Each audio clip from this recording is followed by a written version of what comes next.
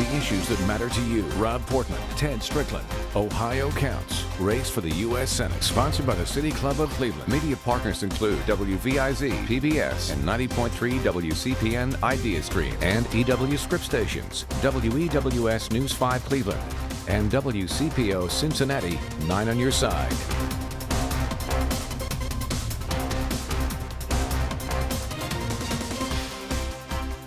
Westfield Insurance Studio Theatre in the Idea Center at Playhouse Square in Cleveland, Ohio. I'm Karen Kassler, Bureau Chief of the Ohio Public Radio and Television State House News Bureau. And I'm Danita Harris, anchor at News 5 in Cleveland. Welcome to the final Senate debate between Rob Portman and Ted Strickland. This debate is sponsored by the City Club of Cleveland, which drafted tonight's format. The rules have been agreed to by the campaigns. Media partners are WVIZ PBS and 90.3 WCPN Idea Stream, and EW Script Stations News 5 in Cleveland, and WCPO Cincinnati, 9 on your side.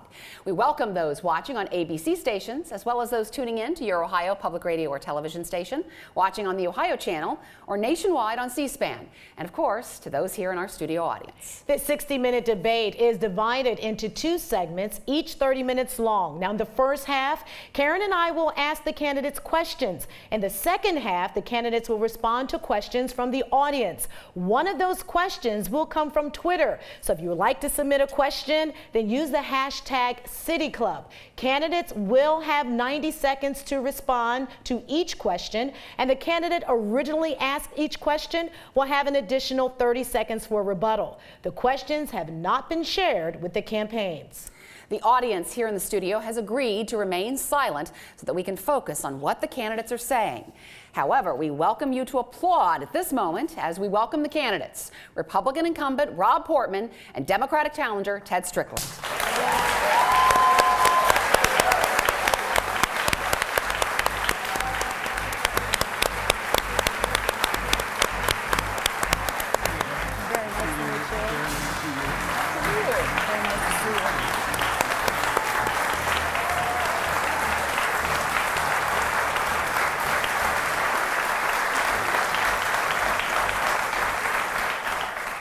We are now going to have opening remarks. Candidates, a reminder that you will each have 2 minutes for your opening statements. The order was determined by a coin flip and agreed to by both candidates, and we begin with Senator Portman. Great, Karen. Thanks very much. Thanks to the City Club, and it's good to be back in Cleveland. Believe land. First the Cavs, now the Indians. You're going to hear a real contrast tonight between the two of us. I've been an independent voice for Ohio, working across the aisle with Republicans and Democrats alike to deliver real results for Ohio families and Ohio workers. I'm proud that 45 of my bills have been signed into law. One is a very important issue. It's the heroin and prescription drug epidemic that has torn families apart and devastated communities, including here in Cleveland. My Comprehensive Addiction and Recovery Act will begin to turn the tide in that terrible epidemic. I'm running for Chandra, who I met today at a women's shelter in Cleveland, who's a brave mom and a heroin addict, recovering addict, who needs the help. I'm running for the many workers in Ohio who are feeling the middle-class squeeze. I've taken a lead on things like worker retraining, on things like ensuring infrastructure projects can get off the ground to create jobs, and ensuring that we have a level playing field for Ohio workers. That level playing field for Ohio workers includes legislation that Sherrod Brown and I passed that right now is helping paper workers and tire workers and steel workers begin to fight back against unfair imports from countries like China. I'm fighting for the 70 new workers at ArcelorMittal right here in Cleveland, Ohio, who have a new job because of our legislation that enabled them to win their trade case. I'm proud of the fact that I've been endorsed by every major city newspaper in Ohio that's endorsed. The Cleveland Plain Dealer said that I've reached across the aisle and worked with Republicans and Democrats to achieve results for Cleveland. They also said that they didn't think that Ted Strickland could be effective in the U.S. Senate. I think they're right. He was not effective as a congressman. As governor, unfortunately, 350,000 jobs were lost, 48th in the country in job creation here in Ohio. 90,000 jobs were lost right here in Cleveland. And when the voters turned him out of office, you know what he said about that? He blamed Cleveland. He said Cleveland's biggest enemy is Cleveland. I think Cleveland's biggest enemy was Governor Ted Strickland's policies. We cannot afford to go back to Ted Strickland's Ohio. All right, thank you very much, Senator Portman. Now, Governor Strickland, you have 2 minutes for your opening remarks. Well, thank you. It's great to be here in the City of Champions. You know, I grew up in a family that had a lot of struggle, but we survived because we loved and we cared for each other. We lost our first home to a flood, our second to hard times, and when I was about 5, our third home burned to the ground. Dad was a steel worker. My mom raised 9 kids, and I was the first in my family to go to college. I learned at a very early age that one bad break can lead to real hardship. And that's why I've spent my life as a minister, a psychologist, a congressman, and as your governor, fighting for working people. And that's who I'll fight for in the Senate. And then there's the Rob Portman story. It's a story of wealth, power, and privilege. A man who pretends to be nonpartisan, but he's always there when Mitch McConnell and the Washington power brokers need him. In fact, he is spending his time and our tax dollars fighting President Obama every step of the way. He said the auto rescue was a lousy deal for Ohio. He's voted to keep us from curbing gun violence. And this man has always opposed President Obama. So let me say, he's voted against President Obama 92% of the time. 92% of the time. He even stood with Donald Trump after Donald Trump said that the president was not a citizen. So when you hear independence and bipartisanship, just remember this. He is the great pretender. All right, thank you very much, Governor Strickland. We're going to start our first question with you tonight. I'm addressing this to you. This has been an unusual election, with a survey of millennials by the University of Massachusetts finding they'd rather have a lottery determine the winner than to vote for either Hillary Clinton or Donald Trump. And a Quinnipiac poll released just this week found most voters feel neither Trump nor Clinton is fit to be president. In light of these polls, how do you rationalize supporting your party's candidate for president?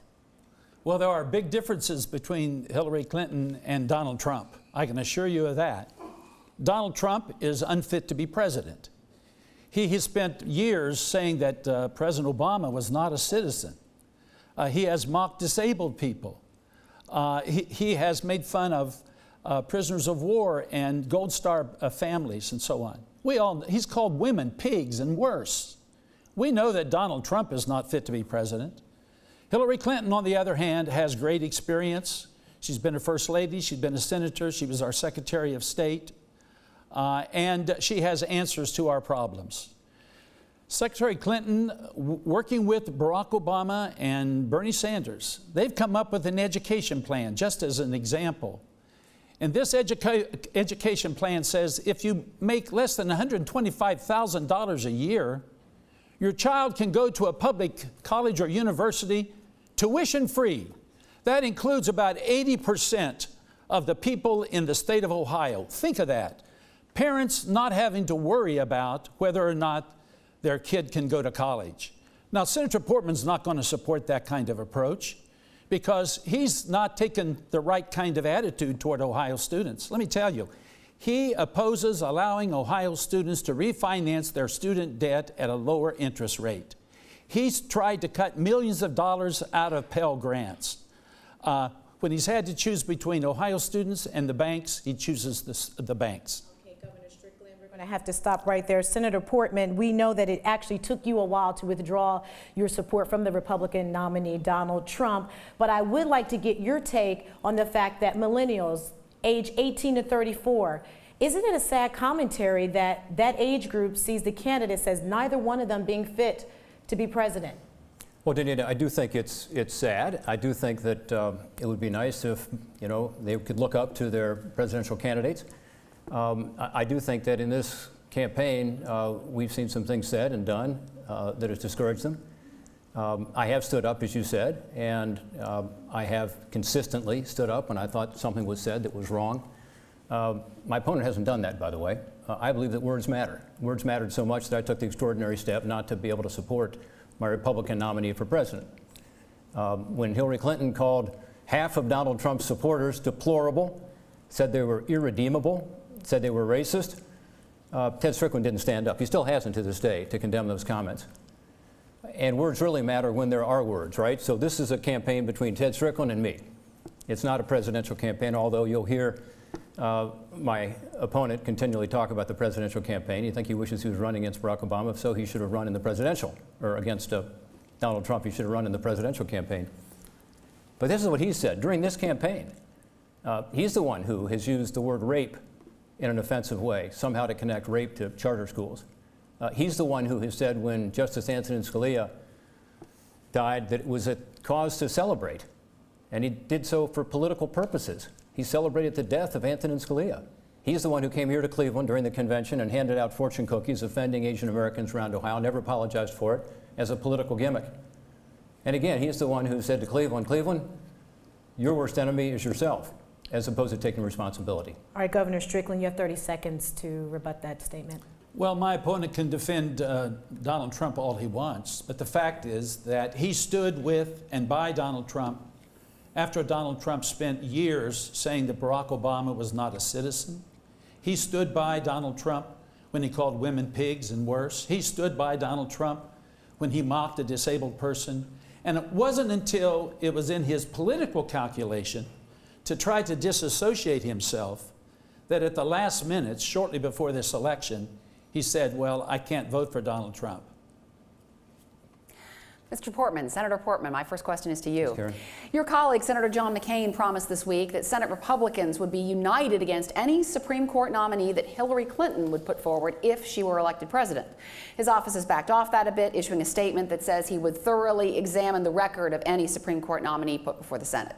Well, it's been said that the Senate has the constitutional obligation to provide advice and consent on a Supreme Court nominee. Some court scholars are saying there's nothing that requires that to happen. There's nothing that requires hearings. So regardless of who is elected, will you push for a fair hearing process for a nominee to the court, or will you join in an attempt to block a nominee? A fair hearing process, absolutely. And, you know, I believe that that's what I've done. There are many of Barack Obama's nominees who I found were not qualified for the court and couldn't support, but many I did support, including his appointments to executive offices as well as to the court. I look at each one on the merits, Karen, and that's what we have to do. So no, I don't agree that we should automatically block nominees. We should be working together to figure out how to solve problems and figure out how to ensure that we get the best people to serve on the court for a lifetime appointment, to be sure that we're finding the best people to serve in the executive branch. But we should work together on that and ensure that we do have buy-in from Republicans and Democrats alike. When the Democrats took back the Senate, you know, they took away the 60-vote margin and took it to 50 votes because they didn't want to have any Republican input. I think that was a mistake. I think it would be a mistake for Republicans to do that. I disagree with a lot of my colleagues on that, as you know. But no, I think we should look at justices on the merits. And I'll look at justices as to whether they are faithful to the Constitution, whether they're going to legislate from the bench, which I don't believe is the role of judges, and what their qualifications and background are. And I think that's what all of us ought to do. Governor Strickland, you have a chance to respond. So Mr. Portman claims that he's independent and bipartisan. Well, he wasn't bipartisan when it came to guns. He voted against an amendment or a bill that would disallow suspected terrorists from buying guns. He wasn't bipartisan when it came to the bipartisan bill on immigration. But perhaps the most egregious action he's taken has been against Judge Garland. Now, I'm going to read back the words that he just uttered. He said, I don't agree that we should automatically block a nominee. For months, he has blocked Judge Garland. He said this man should not have a hearing or get a vote. He has disrespected the president, and he has failed to carry out his constitutional obligation. He has not done his job for months, and we have a 4-4 split on that court. And he has an answer.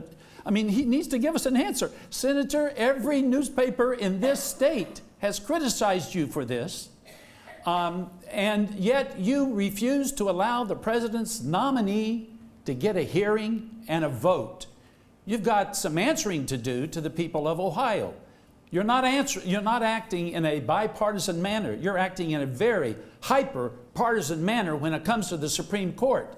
And so he can claim to be independent. He can claimed to be bipartisan, but on this very serious issue, he has not been bipartisan. Senator Portman, you have 30 seconds to respond. Well, actually, Karen, I did answer your question, unlike Governor Strickland, who did not answer it.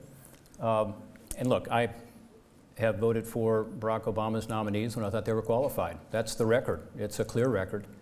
45 of my bills that I wrote have become law. This means that Barack Obama signed those bills. By definition, they were bipartisan. They had to get through the Senate, get through the House, and get signed into law. It's not easy to do. Washington is a dysfunctional place these days. And one reason I'm running for re-election is I believe we need people in Washington who know how to do that, because it's unfortunately something you see less and less in Washington. We need to figure out how to work together as Republicans and Democrats and solve big problems. I'm a conservative. I'm proud of that. I'm a common sense conservative who achieves results. Thank you. Governor Strickland, there is no denying the growing problem with drugs across the country and also here in the state of Ohio. And in our state alone, last year, an average of 8 people a day died from overdoses, many related to opioids like heroin and fentanyl. The epidemic is taking a toll on communities that are struggling to cope with the emergency calls for overdoses, as well as to handle the number of addicts needing treatment. Is this an issue that should be handled at the community level? Or is there a role for the federal government? Well, there certainly is a role for the federal government, and you are right in describing the problem. It is a scourge. It is a scourge, and people are dying needlessly, in part because we don't have adequate treatment available for people who are seeking treatment. I know something about this. I just lost a very close relative to Oxycontin overdose a few months ago. It was a sad and a tragic event. A beautiful young man who should not have died. But the fact is that I was aware of this when I was governor, and I started the prescription drug task force when I was governor, because so many of these addictions begin as a prescription use, and then people get addicted and they no longer have the prescription, or it's too costly, so they go to the streets and they find heroin and other substitutes. Communities need help. And I applaud my opponent for calling attention to this issue. But he has voted against the very resources that communities like Cleveland need to fight this scourge. The omnibus bill, he voted against. But I'm not surprised, because there were 14 other things in that omnibus bill that he took credit for, and he voted against. So Senator Portman is good about describing the problem, and he's even good about showing personal concern. But he won't bite the bullet and provide the resources. He lets other senators cast the vote, carry the water, and then he takes credit. Senator Portman, where should the weight lie? Is this just a community weight that should be carried by community leaders, or should the government, the federal government, step in and do something? Danita, as you know, I've taken the lead in Washington on this because I believe the federal government does have a role to play. It's an epidemic. You know, we spend emergency money on Ebola or the Zika virus. This is an epidemic. This is an emergency in my view. So that's why I pushed hard over the last few years to write the Comprehensive Addiction and Recovery Act, brought in experts from all around the country, including from Ohio. Conda DeRay is here in the audience tonight. She lost her daughter, Holly, to a heroin overdose, and she has now taken her loss and constructively channeled it into trying to help, including helping me write this legislation. She testified in Washington, D.C. before the Judiciary Committee to try to be sure that we wrote legislation that really would help in terms of prevention and education, treatment and recovery. I mentioned that I was at the women's shelter today meeting with women who are recovering addicts. They need help. They need it now. Cleveland lost about 1 person per day last year to heroin and prescription drug overdoses. This year, we're on track to lose maybe as many as 2 people a day. We may see a doubling. And more people being lost not just to heroin, but to fentanyl, synthetic heroin, and carfentanil, and U4. And this is why my legislation is so important to get implemented. I just got $37 million into the short-term budget between now and December 9th. There were no other major exceptions to that legislation except mine. Why? Because I was able to convince my colleagues this is an emergency, it's something we must fund. What Governor Strickland's talking about is politics. What I'm talking about is actually how to solve this problem and how to address it in a way that uses best practices from all around the country. And that's what the Comprehensive Addiction and Recovery Act will do. Governor Strickland, you can respond to that. I'm not talking about politics. I'm talking about his record.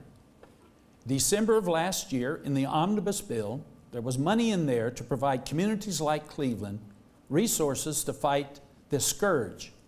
And he voted against it. And then he has spent months traveling around Ohio telling people how concerned he is and how much he's done. He didn't have the courage to actually cast the vote. He let other senators cast the vote, and then he's taking credit for what others have done. He didn't carry the water. Other senators had to carry the water for him. Danita, can I respond to that? No, we have to move on to our next question. Thank you. Senator Portman, last November, you called for a halt to the resettlement of Syrian refugees into the United States, saying you had deep concerns about the U.S. government's ability to properly check their backgrounds.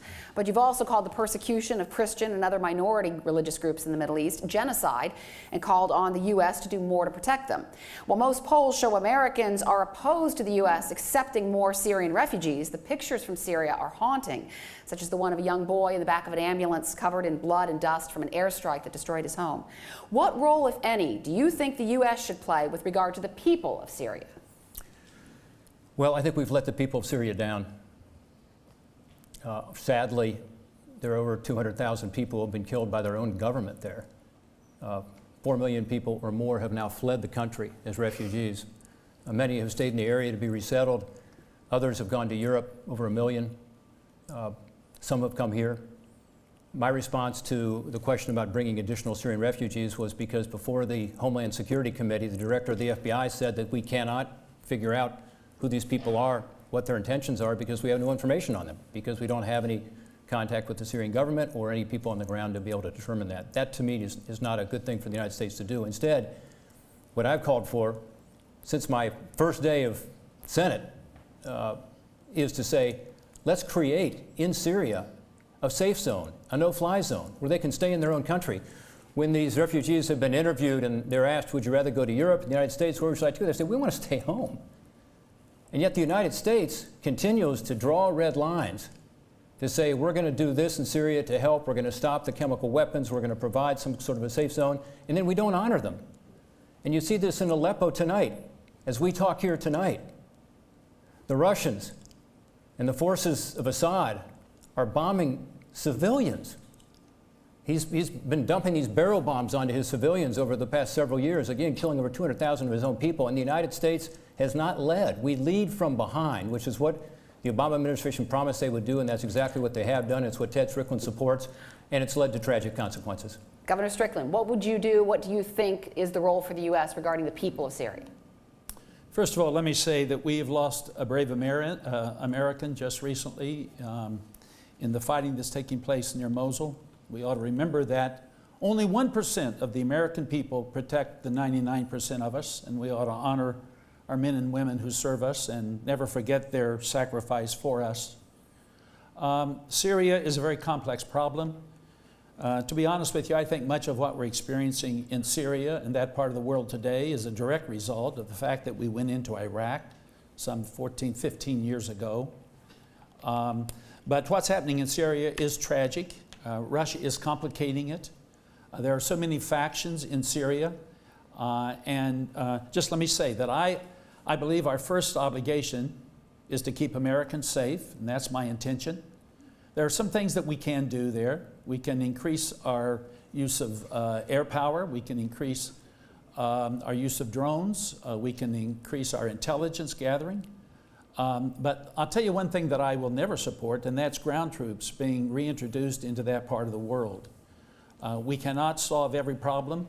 This war has gone on in that part of the world for some 15 years, and I think Americans are sick of the war, and they understand that there are some things that we can do. Now, in terms of the refugees, I believe we need to honor our values, and we need to bring in those who are properly vetted. It takes about a 2-year period of time to vet Syrian refugees. Senator Portman, response? 30 seconds. Well, again, my concern with the way we have gone about the Syrian situation is a much broader one, which is America's role in the world has been diminished under this president and with the support of my opponent. When he moved to Washington, D.C. to become a lobbyist for this group called the Center for American Progress, he took on these positions of having America withdraw its strong leadership role around the world. And you see the consequences. A void has occurred. Look what's happening on the eastern border of Ukraine with Russia tonight, what happened in Crimea, what's happening in the South China Sea with regard to China building military bases on a coral reef and what's happening, sadly, in Syria and Iraq, with so many people losing their lives, America has pulled back. In many respects, China and Russia has taken our place. Thank you. Governor Strickland, as we look at the issue of criminal justice reform, we see that police brutality and the shooting of citizens have been in the headlines across the country, and Ohio is not immune. Here in Cleveland, the police department is implementing a consent decree with the Justice Department. But the problems extend far beyond the police and into the courts, where, according to PolitiFact, minorities are more likely to be overcharged or face harsher sentences than white defendants. What specific measures can senators take to address the systemic problems within our judicial systems at the local level? We've got a problem. We need to face it. We need to deal with it. Too many young men of color are losing their lives in America. The statistics don't lie. It's happening. In my judgment, Tamir Rice should be alive today. And the man who was in the Walmart store holding a toy gun that Walmart sold should be alive. So what should we do? We need to recognize that black lives do, in fact, matter, and that there is a disproportionate number of deaths occurring among the community of African Americans and other people of color.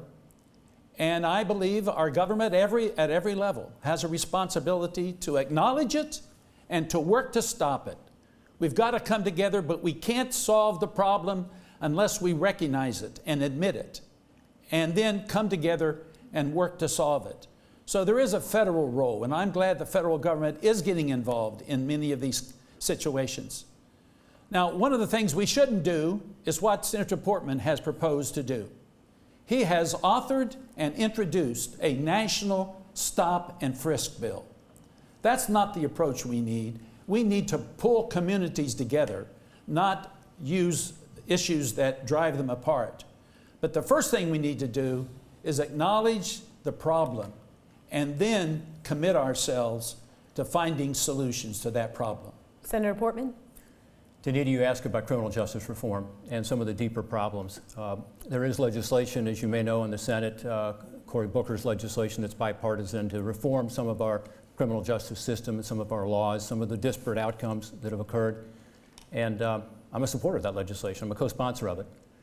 I've also taken the lead in Washington over the years on this issue of ensuring that people who are coming out of prison have the opportunity to get their lives back on track. Why? Because it's good for everybody. Certainly it's good for them achieving their God-given purpose in life. It's good for the community because you reduce crime. It's good for the taxpayer because right now more than half of those people are in a revolving door. They're back out of the prison system. Within 2 or 3 years, they're back into the prison system again. I'm the author of what's called the Second Chance Act, to give people the opportunity to get the job skills they need, to get the drug treatment they need, to get the mental health help that they need, to be able to get a job, become productive citizens. There's some great examples of that here in Northeast Ohio. Northeast Ohio has taken full advantage of the Second Chance Act. Over $2 million has gone in grants to the Second Chance Act to Cleveland just in the last few years. Tonight in the audience is Brandon Krotowski. Brandon runs Edwin's. You probably know about Edwin's, an incredible story. It's a restaurant, but it's much more than that. Everybody who works there is someone who has come out of the prison system, returning citizens, and a lot of them have had tough times. He teaches them a skill over 6 months, which is culinary skill, but also how to work, how to show up on time, how to apply for a job. His placement rate is about 95%. I brought him to Washington, D.C. and had him serve lunch to all of the Republican senators along with one of his colleagues there just to show off what he's doing. All right, Senator And we need Portman. more Second Chance Act. We have to, and we would ask that the audience will refrain from applause. Governor Strickland, you have 30 seconds to respond. I worked in a maximum security prison as a psychologist for over 10 years. I've seen the results of a criminal justice system that is broken. We're sending too many people to jail for too long a period of time, and when they get out, they're in a situation where they can't earn a living because of their records. We need to change things fundamentally. My final question is to you, Senator Portman. You're on record calling for the repeal of the Affordable Care Act, also known as Obamacare. In 2013, you co-sponsored a bill with your Senate colleague and former Republican presidential candidate Ted Cruz that would defund Obamacare. But the ACA has some components that Americans have said they like. So do you still believe Obamacare should be repealed? And if so, with what specifically will you replace it? Yeah, as you know, Karen, I've never said repeal without replace, because I think we have to replace it. I don't think the healthcare system was in good shape before the Affordable Care Act. It's certainly in worse shape now. The liberal Democratic governor of Minnesota just said the Affordable Care Act is anything but affordable. Now, this is just in the last week. Bill Clinton just said in the last week, it's crazy. It's not working for middle-class families. Ted Strickland supports it strongly. In fact, he said it's wonderful. He said Obamacare is something we should celebrate. Well, a 91% increase. That's the average increase for families in Ohio, the individual market in Ohio. That's a $200 a month increase just since Obamacare went into effect. Think about that. Think of all the small businesses that now are struggling to provide health care because the costs have skyrocketed. The exchanges aren't working. The insurance companies are leaving. There are many counties now, 30% in America, and some in Ohio, where there's only one insurance company, no competition.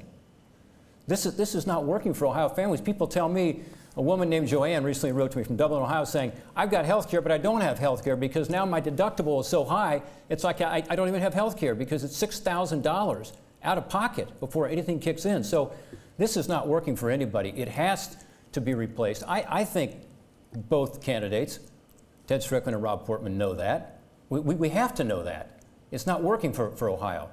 We have to replace it with something that is patient-centered, that gets more competition into the system, that gives people more choice, that does keep some of the good parts of the Affordable Care Act. The best part, I think, is that pre-existing conditions.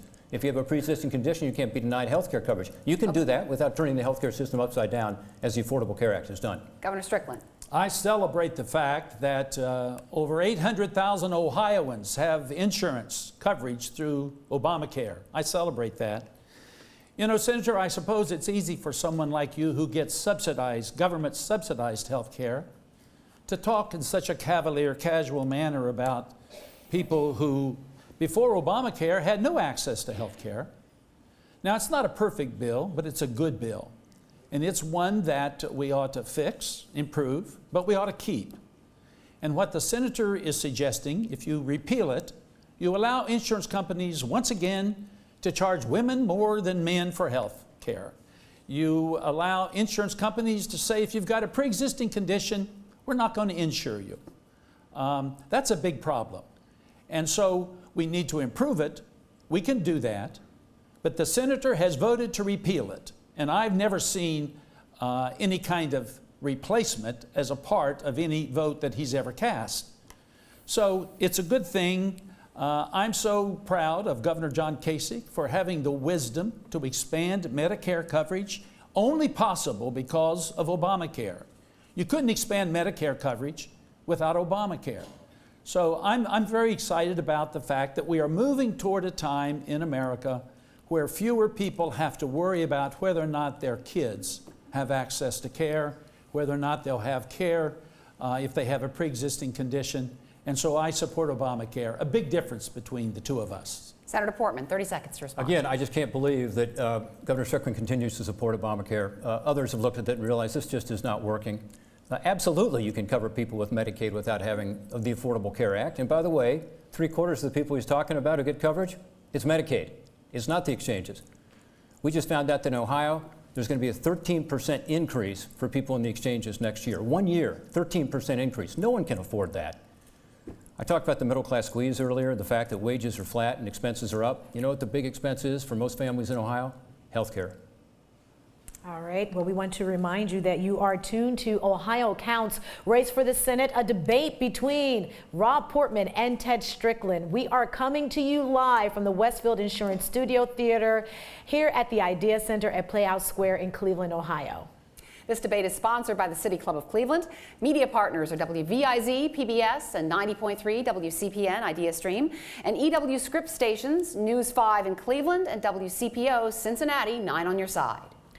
We are now going to transition to the second part of our debate where we take questions from the audience. These questions were submitted by audience members and vetted by the City Club and the media partners to avoid duplication. They have not been shared with the candidates. And if you are following us on Twitter tonight, we will be taking one question via Twitter at #CityClub. I'm going to say that again, #CityClub. So you can tweet your question. But right now we're going to go to our first audience question. Welcome.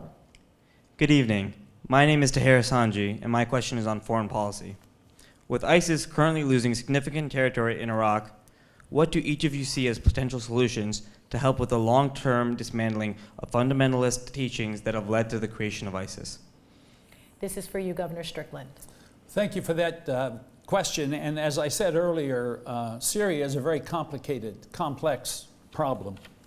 There are factions in Syria, multiple factions, religious and national factions. Russia is complicating the situation, certainly. First thing we should do, and I'm glad that it looks as if we're moving into Mosul and we will rid ISIS of Iraq and any effective territory that they may hold. And so then we'll have to focus on Syria, where ISIS will make their final holdout, I believe. We've got to work with our partners in the area. We've got to expect them to do more. We've got to expect Saudi Arabia and others to help us more than they are helping us. We've got to continue to use our air power effectively. I support the use of drones to take out ISIS leadership. But the final solution cannot be one that America imposes. We have been at war for going on 15 years in that part of the world. We've sacrificed our wealth and the blood of our sons and daughters. And so the last thing we should do is involve ourselves in another ground war over there. And so we need to improve intelligence. We need to share intelligence. We need to expect more out of our partners. We need to stand up to Russia. Senator, sorry. That's okay. Senator Portman. Did I run out of time? Tara, I think your question was about ISIS, not Syria. And I do think we're not doing enough. I think we have to do three things much more effectively. One is go after them where they are. And I think the fact that we have pulled back in terms of our role in Syria has given ISIS more breathing room. I think we need to be more aggressive in terms of using U.S. air power against ISIS, both in Iraq and in Syria. But they've now spread to 20 other countries. So it's not going to be effective just to do that. We've got to do a better job protecting our own country. As you know, a lot of foreign fighters are expected now to go back home. There was a warning issued day before yesterday by the European security officials saying that as Mosul falls, which I believe it will at some point, a lot of foreign fighters are going to go back to Europe. A lot of those European countries have a visa waiver program with us where they can come back to the United States also without going through the normal procedure you would have to go for a visa. There are also foreign fighters from the United States. We don't know exactly how many, but probably in the hundreds. So we need to do a better job of screening those who are coming back into our country. But third, and I believe this, frankly, is the most important aspect of this, we need to do a much better job of dealing with homegrown terrorism, including those who are ISIS-inspired. Think San Bernardino. Think of the tragedy which occurred in Orlando. And this, I think, is the most difficult and perhaps the most important part of this. Number one, I think we need to work better with the Muslim community here in this country. Better cooperation, working together to solve this problem, because the vast, vast majority of Muslims in this country want to solve this problem. There has been only one example in Ohio, and it was the first one in the country, of a foreign fighter who came back and was arrested for terrorist charges in Senator Columbus, Portman, Ohio. I'm sorry, I'm going to and have to cut you off. And that was because the Muslim community worked with us Your to be able time to is identify up. that person and arrest We him. got to give Governor Strickland 30 seconds to respond. Governor Strickland? Well, you know, I met with some Muslim citizens recently. I heard tragic stories of how they feel as a result of what Donald Trump and some of his supporters are saying and doing. I talked with two sisters who said they went to the mosque to pray. And one of them said, you know, we were wondering whether or not we both should be there because if something happened to us, there would be no one left to care for our 92-year-old mother. That's the tragic situation that results from people like Donald Trump and their language. We now go back to the audience for another question. Senator Portman, you'll get this question. Great. Welcome. Good evening. My name is Marnie Urso. My question is about climate change, which is a real and present threat to the people, wildlife, and ecosystems here in Ohio. Public health agencies are preparing for more heat-related deaths and new insect-borne diseases. Water infrastructure agencies are expecting damage from more and intense rainstorms and flooding. Experts are concerned about water levels and algal blooms in our Great Lake Erie, and increased smog during heat waves as well. Our native species might not be able to adapt. In fact, the National Audubon Society has found that half of all the North American bird species are at risk from climate change. If elected, what are your plans to protect the people, the wildlife, and the natural areas in Ohio from the current and potential threats of a changing climate? Senator Portman, you start. Great, thank you for that question. As you know, I think I've taken the lead on this issue of energy efficiency, drafted legislation with Jeanne Shaheen from New Hampshire. We've gotten 2 bills already signed into law by the president. We have a 3rd bill. The combination of those 3 bills would be the equivalent, they say, of taking 20 million cars off the road within 15 years. What's important to me is it also creates jobs, about 200,000 additional jobs. So it's a way to do 2 things. One, deal with emissions, carbon emissions, and help to create a cleaner environment. But second, to do so in a way that creates more economic growth and opportunity. And I think both are important, and I think they can be complementary, and that's a good example of it. I'm also the author of what's called the Tropical Forest Conservation Act, which has saved 86 million acres of tropical forests around the world, not by losing any jobs here in Ohio, but by instead actually helping those countries to be able to do debt for nature swaps, they call them, with U.S. debt.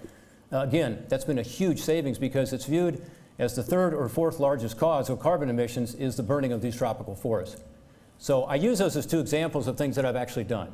Being an independent voice for Ohio, getting things done, working across the aisle, and making a concrete difference in both of those cases in terms of emissions, and in both of those cases, not hurting Ohio jobs. There's another approach to this. It's the approach that Ted Strickland's taking. He didn't used to take it, but when he lost his election, he did move to Washington. He joined up with a group there, a lobbying group. He was their chief lobbyist. And that group took on our Ohio interests, energy interests, coal interests, natural gas interests, and put in place and supported overregulation that makes it impossible to create jobs in the parts of Southeast Ohio he's from. That's one reason there was a poll out today showing him losing his own congressional district dramatically. Your time is up. Thank you. Governor Strickland? Senator, there's only one of the 2 of us standing before this audience that's ever been a registered lobbyist, and that's you, Senator. Your first job as a lobbyist was with a Chinese-based firm. You were a registered foreign agent, and your client was Haiti at a time when the baby Doc Davalle, who was a despot, was killing people. Now, I believe in science. Thank you for the question. I believe in science. Science tells us that our climate is changing. And science tells us that our climate is changing in large part because of human activity. And I believe that, and I accept it. My opponent does not. He concurs that the science is changing, but he's been unwilling to say that human activity is significantly involved in climate change. You mentioned Lake Erie. Obviously, Lake Erie is being affected by climate change. That's why I support the President's Clean Power Plan. Senator Portman opposes President Obama's Clean Power Plan. I, as governor, passed an energy bill that had efficiency standards and renewable standards, and we were seeing major investments being made in Ohio in wind and solar.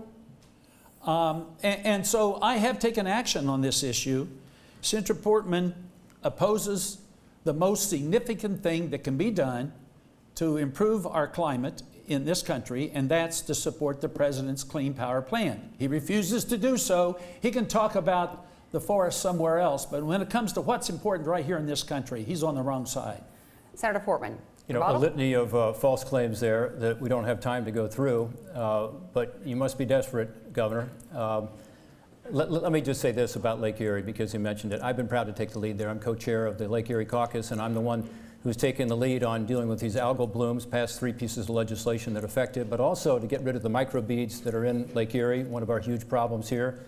Cleveland, this area particularly. My legislation actually requires companies to phase out microbeads altogether. Again, I worked with Democrats and Republicans alike, brought environmentalists in with the business community, and solved a big problem.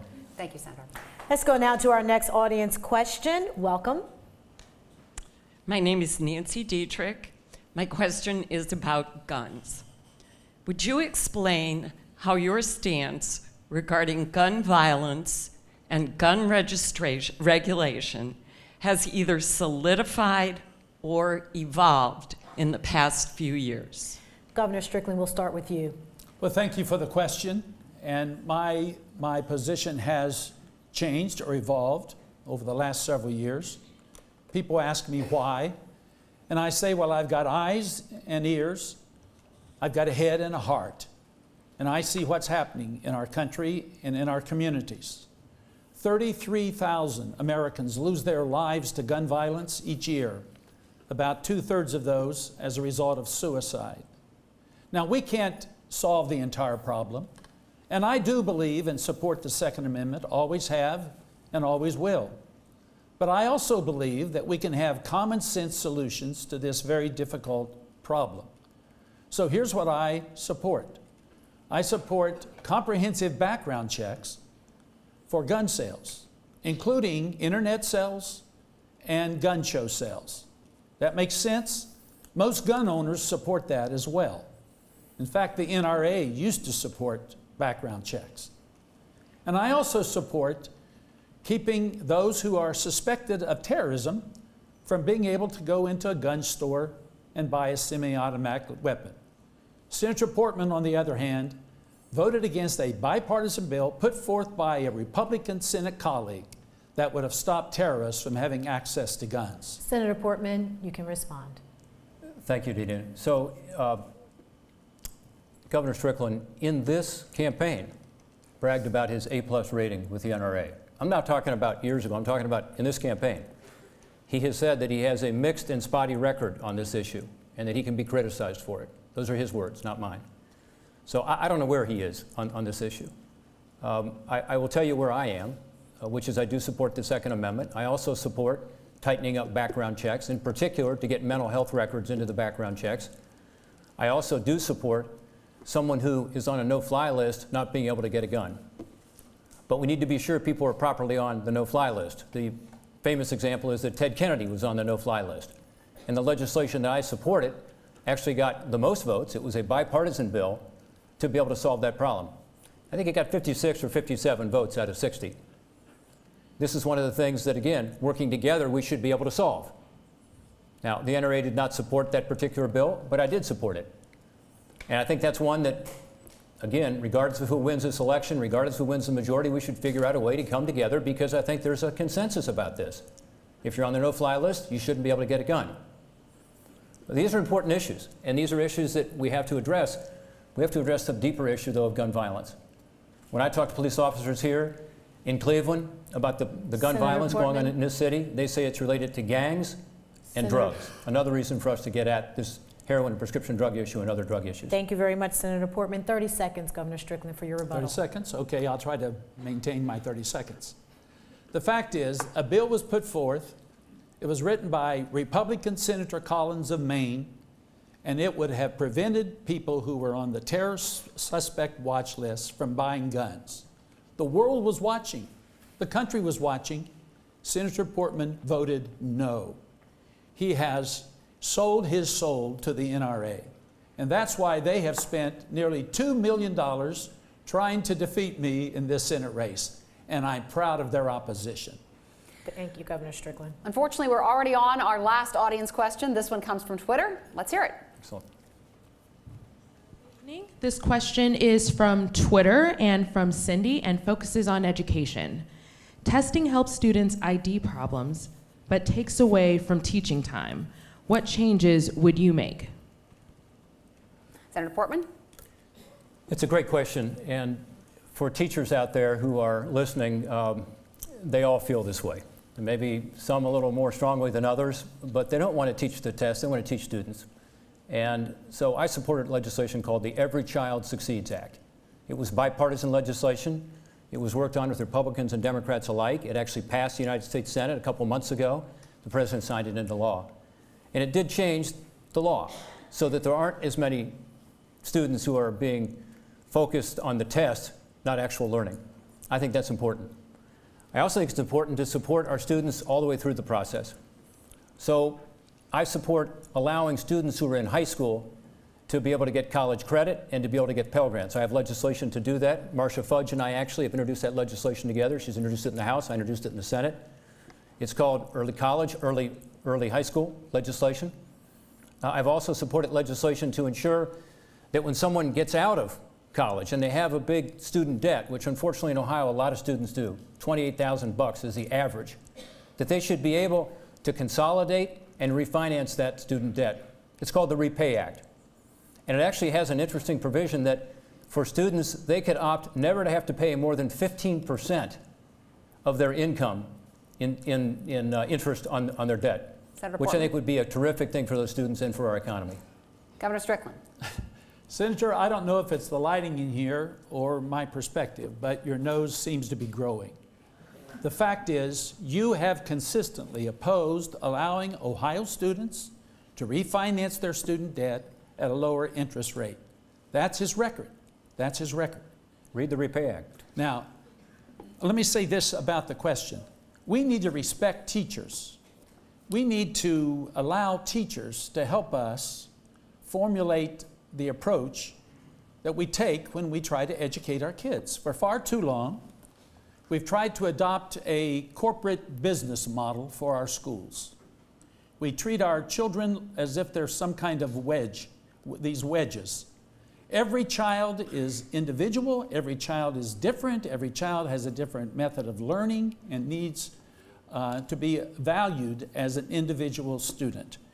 This testing is maddening, it's counterproductive, and it's harmful, and it takes away from a good educational experience. Education should be enjoyable, and it should be adequately funded, and we, as I said, we need to put professional educators in charge of education. And what we've done is allow politicians at the federal level to dictate too much of our education policy. Senator Portman, you have 30 seconds. Well, again, the bitter partisan attacks over here and the falsehoods, you know, he needs to look at the Repay Act because it's good legislation. It's bipartisan legislation. It allows students in Ohio to be able to pay less in student loans. That, to me, is very good for them. It's also good for our economy so they can buy a car, get a house, get out of the parents' basement. I think it's great legislation. And it's the kind of thing that I focus on in Washington as an independent voice for Ohio. I know it frustrates him because I got a lot done. When he was in the United States Congress for 12 years, I mentioned I got 45 bills done. You know how many he got passed? 0. We need to move on to closing remarks. All right, we have come to the point in this debate for our closing remarks. By prior agreement, the candidates will follow the same order as the opening remarks. And we want to let you know, candidates, you have 90 seconds. 90 seconds for your closing remarks. And we're going to begin with Senator Portman. Great, thank you, Danita, and appreciate you guys tonight in the City Club. You've seen a real contrast here tonight. You've seen Ted Strickland talk about, again, bitter partisan attacks. He doesn't want to talk about his record. I don't blame him. If I had his record, I wouldn't want to talk about his record either. The Cleveland Plain Dealer said when they endorsed me, he has no roadmap for the future. And that's true. On the other hand, I've talked tonight about my independent voice for Ohio, my approach of working across the aisle to get stuff done that actually helps Ohio families and helps Ohio workers. I'm proud of that. What I do is I go to Washington, D.C. to represent you in the United States Senate, taking with me the Ohio values that I learned growing up. When I was a kid, I was living here in Cleveland, Ohio. My dad had a job as a salesman. He decided to give it all up and take a big risk. He took us back to Cincinnati, Ohio, which was his hometown, to follow his dream, and that was to start a small business. He gave up his health care, he gave up his commission, mortgaged the house, couldn't get enough money to start the business because the bank wouldn't give him any money, his family didn't have any money, so he had to go to my mom's uncle to get a loan to start the business. It was 5 people, 5 other guys. My mom was the bookkeeper. They lost money the first few years, but they persevered through hard work, sacrifice, and an ethical approach to business, eventually finding their niche. I worked there, my brother worked there, my sister worked there. I ground the rust off forklift trucks to prepare them for painting. I swept the shop floor, built a paint booth. Recently, I ran into a guy who I've known almost my whole life. He was a lift truck mechanic at Portman Equipment Company. Senator Portman, you need to wrap it up. Sorry. Governor Strickland, you have 90 seconds for closing remarks. We're running out of time. Well, thank you, and I want to talk to the people of Ohio. There's a choice in this Senate race between Rob Portman, born with a silver spoon in his mouth, and he spent his political life looking out for people like him, the wealthy, the well-connected, the Washington insiders, and the Wall Street bankers. I've got a different story. I've spent my life fighting for working people. So that's why I opposed NAFTA. He voted for it. That's why I supported the auto rescue. He opposed the auto rescue. That's why I oppose raising the retirement age and privatizing Social Security and voucherizing Medicare. He wants to raise the retirement age. He voted to voucherize your Medicare, and he wants to privatize your Social Security. In terms of working people, he's opposed to raising the minimum wage. He voted to strip overtime pay from 6 million of you. 6 million Americans lost overtime pay because of this man. So I'm fighting for you. I believe in working people. I think you need a break. And Senator Rob Portman represents everything that you don't like. He's the ultimate insider, and he's taking care of those who are already well-to-do, and I want to take care of regular working Ohioans, people who actually work for a living. Thank you so much.